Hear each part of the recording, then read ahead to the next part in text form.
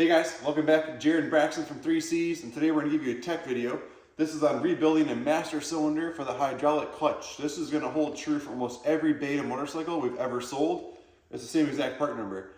What happened was this customer took this 200 that we just brought in on trade, and he added like a KTM Brembo unit, but it doesn't work right. And we're going to take it outside in 2 seconds and show you what I mean by that.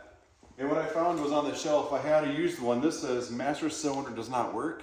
So I have a rebuild kit. Let's show you how to rebuild a master cylinder. But first we're gonna go outside and show you what's going on with this one. So what we're gonna show in this video is, I haven't started the bike yet today, but as soon as with the clutch in, I'm gonna click it in gear, and I think it's gonna creep because that's what it was doing yesterday. So clutch is in.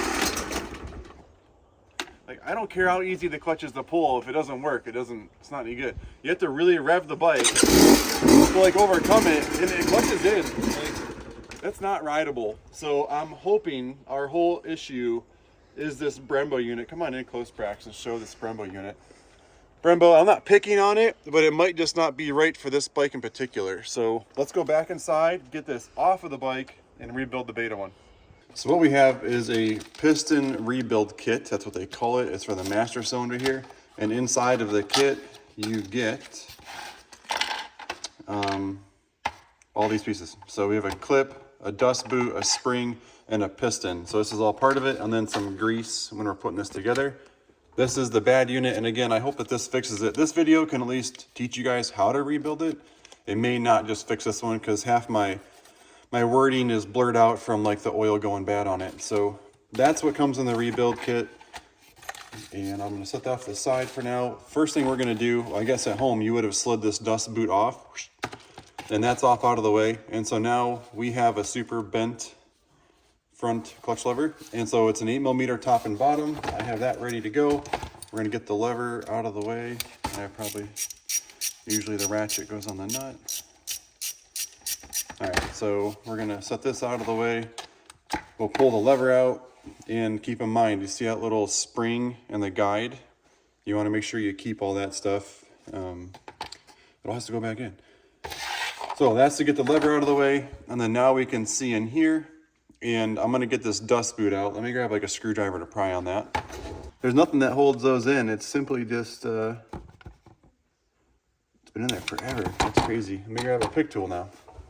So this is that dust boot. There's nothing holding in, like I said. It's just, that one's been in there for so long. It's like hardened pretty good. And it just rides in a groove. There's a groove for that just to sit right in there. And so now you can see we're gonna use snap ring pliers to get that snap ring out of there. These snap ring pliers, oh, they did get it, okay. Oh, they're gonna be too big. So the snap ring came out pretty easy.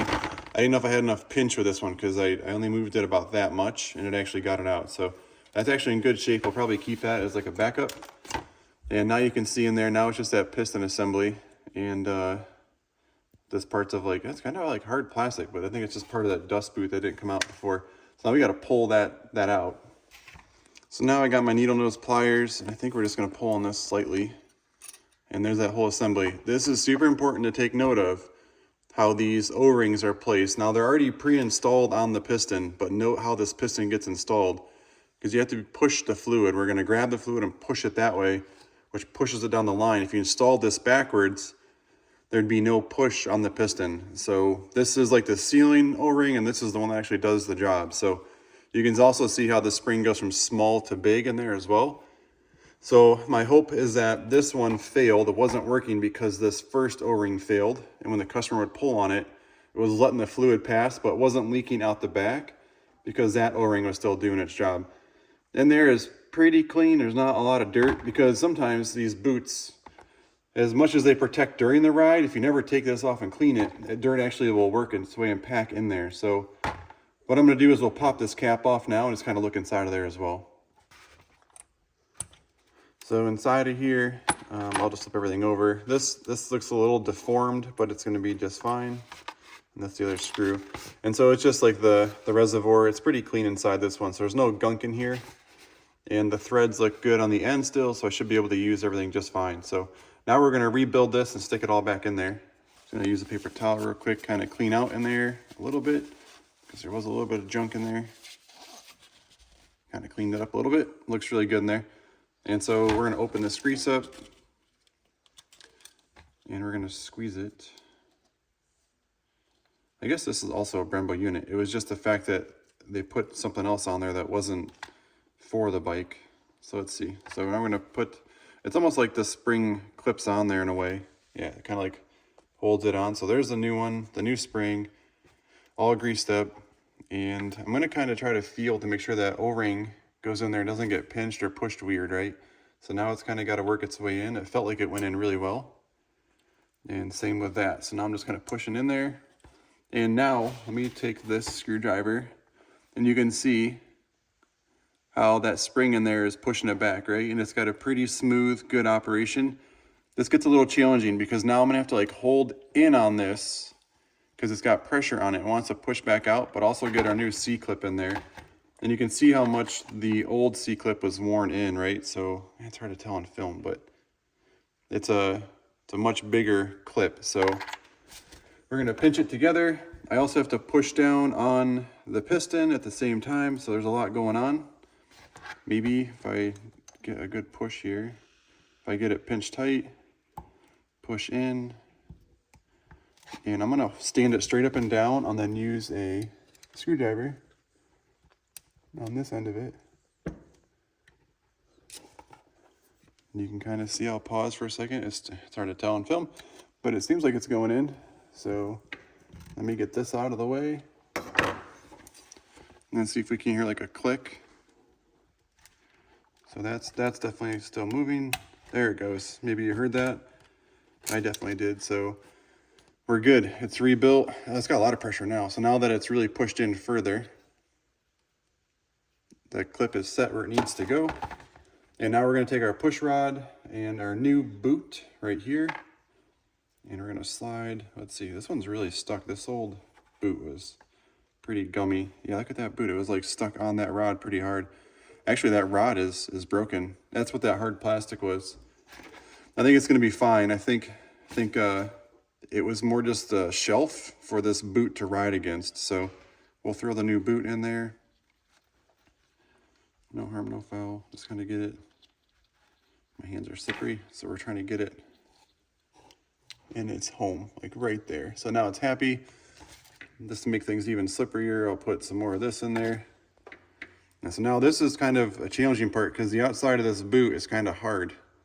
You know, it's not just like soft rubber like up here is. So that's why it was a little bit harder to get out. I got to work this down in and into a groove in there. So my fingers aren't going to give a lot of room for you guys to watch what I'm doing, but I'm going to push it down in as far as I can. And then I'm going to use a screwdriver and try not to hurt it. So let me work on that for a second. Actually, only needs a little bit more here. I'm going to use a screwdriver and just carefully push on the outside edges.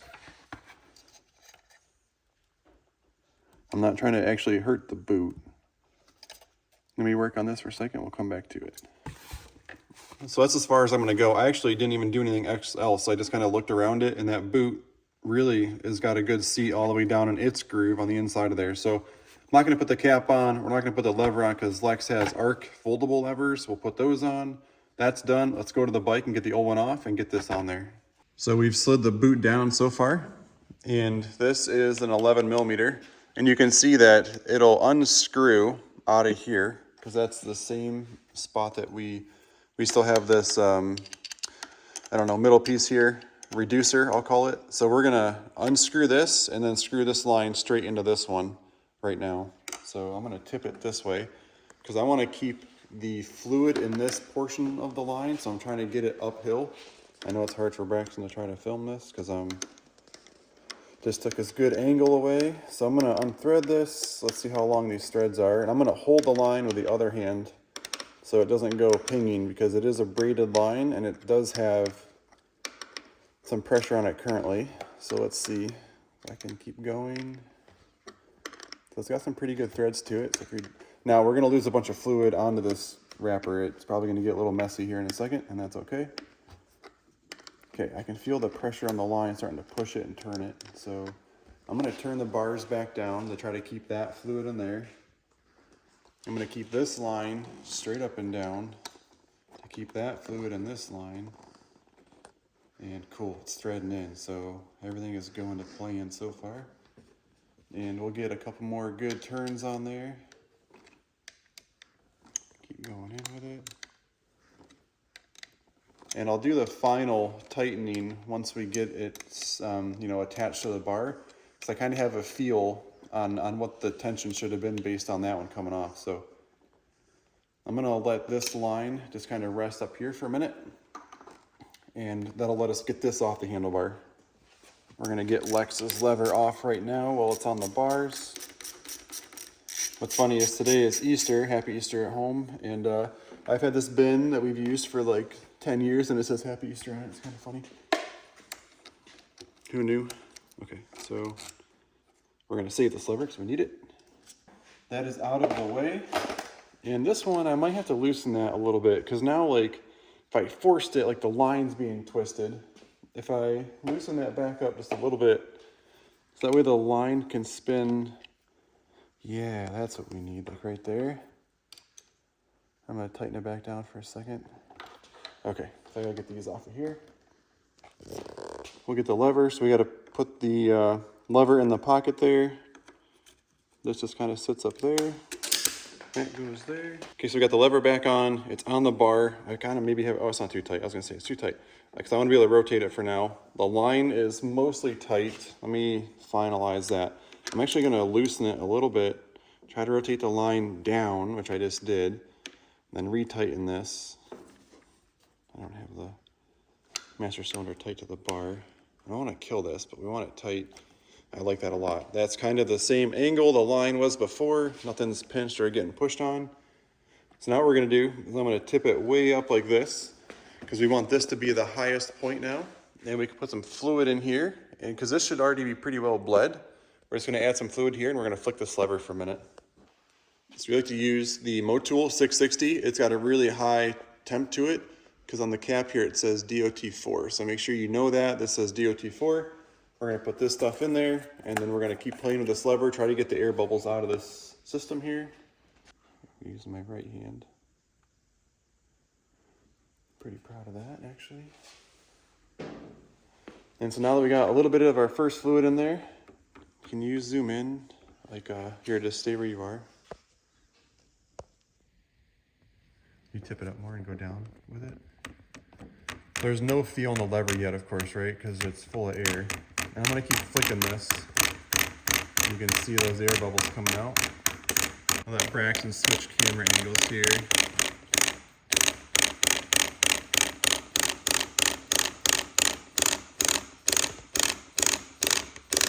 And this process can take a while. We've shown the whole thing so far. You can see every time I do this, we're getting like a good sized air bubble coming out of there.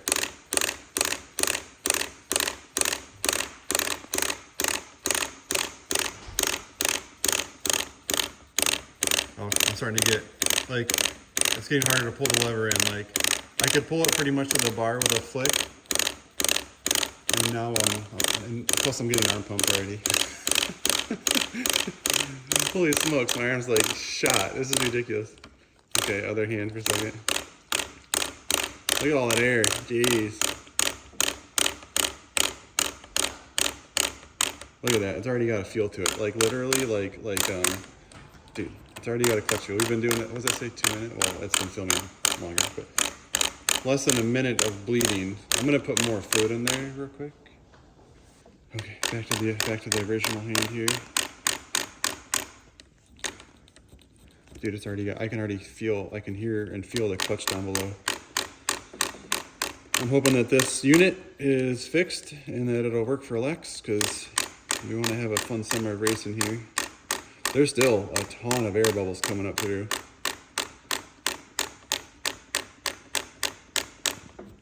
Oh, look at that big one. So anyway, you guys, it's just going to take you a minute at home of doing this. It's not strenuous other than it blows your forearm apart. So we're going to keep bleeding it for a minute and then we'll come back here in a second. Okay, we didn't bleed it any more than what the film was. It's Easter Sunday. We got Sunday dinner to go to, so let's see. It feels better. Dude, it's so much better already.